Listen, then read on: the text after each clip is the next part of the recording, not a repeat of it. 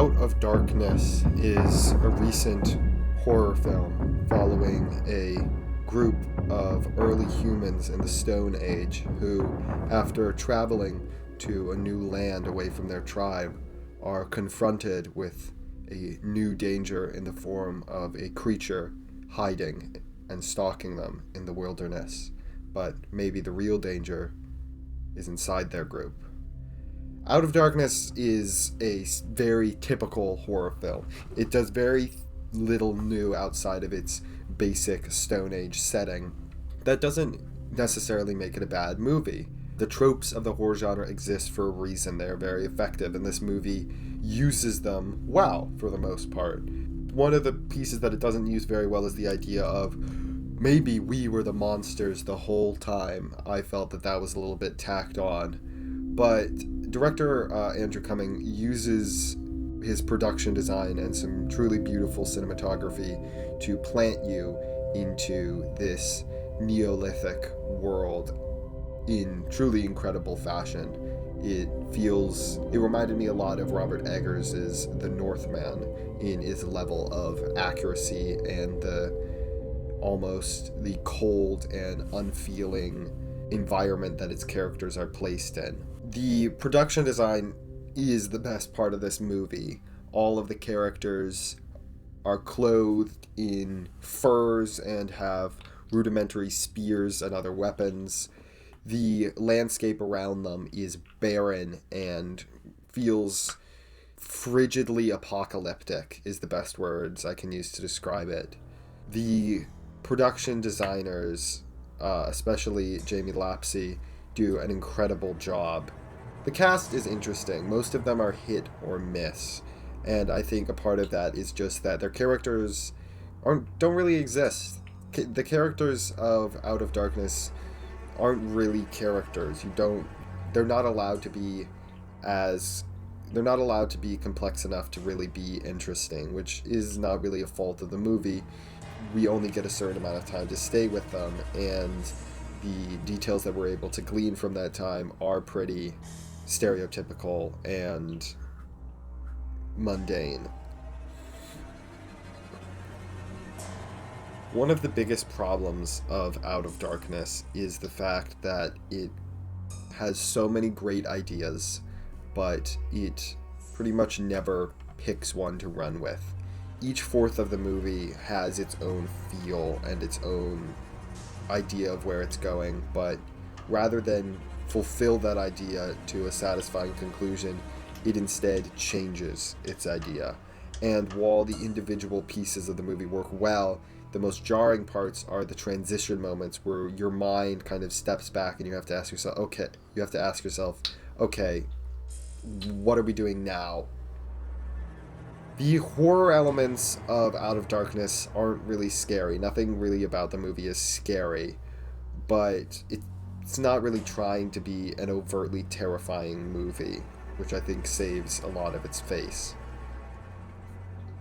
The cinematography and editing are absolutely gorgeous and are one of the strongest aspects of the film. Out of Darkness definitely is ambitious. That is probably the word I would use to describe it. Out of Darkness is very ambitious, and I respect its ambition, even though not all of its ideas held up. The choice to set it completely in a fictional language is a great idea, given that the film takes place so far back in time that no language of that era exists today. It would feel disingenuous to have them speak any language. That we can understand. There are three main pieces of Out of Darkness's themes that I think the movie touches on but doesn't complete. The first one of those is the idea of the group. The idea that the cold, unfeeling, treacherous environment around them isn't what's the danger. The danger is the paranoia and anxiety within the group. This is exemplified mostly in the leader and his relationship with the main character, but also when the leader is killed between the pregnant woman and the old man who attempt to offer up our main protagonist for sacrifice to the creature of the forest. This idea is a very common horror trope, and while Out of Darkness doesn't use it in any way that is new, it does give us the good, reliable format, not providing anything unpleasant, but not providing anything exactly groundbreaking. It simply is there. This theme was pretty well set up in the first act and followed pretty much exactly how I expected it to in the second act. So I wish that it had been more surprising of a turn rather than, oh, yep, that was going to happen. The second idea is the creature that lurks in the forest.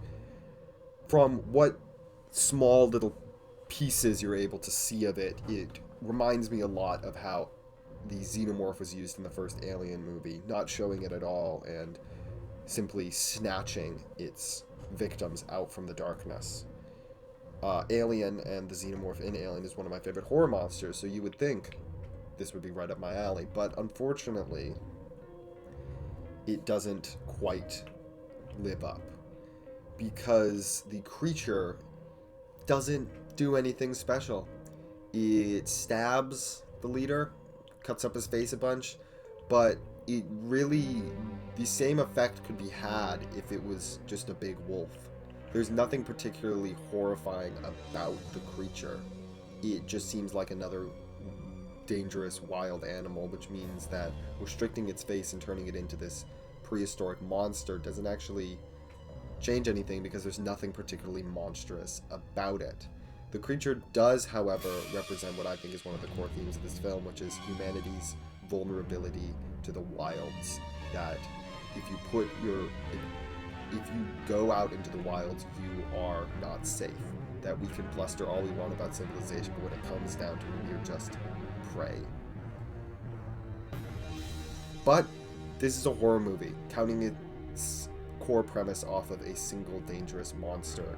So providing us with that theme doesn't really make much sense unless we get a true picture of what the monster is and what it could possibly represent, rather than just the forest, maybe? And then there's the final theme, which, spoilers.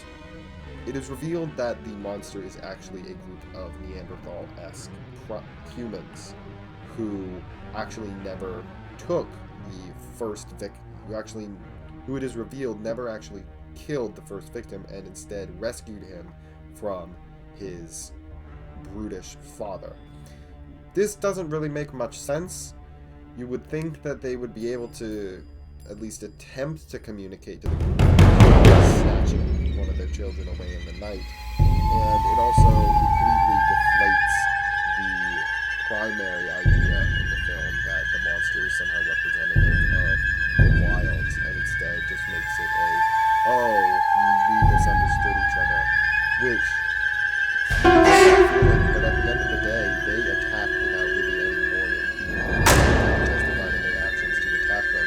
So the sympathy that the director was trying to pull, the aggressors from the start, and the personal actions were completely self-defense. Out of Darkness is a film I was very interested in seeing. Luckily, I was able to see it in a completely empty theater, which, while a great and fun time, and arguably a better viewing experience than seeing it in an insanely crowded theater, did make me a little bit sad that this movie wasn't getting the recognition it deserves. Not that it's an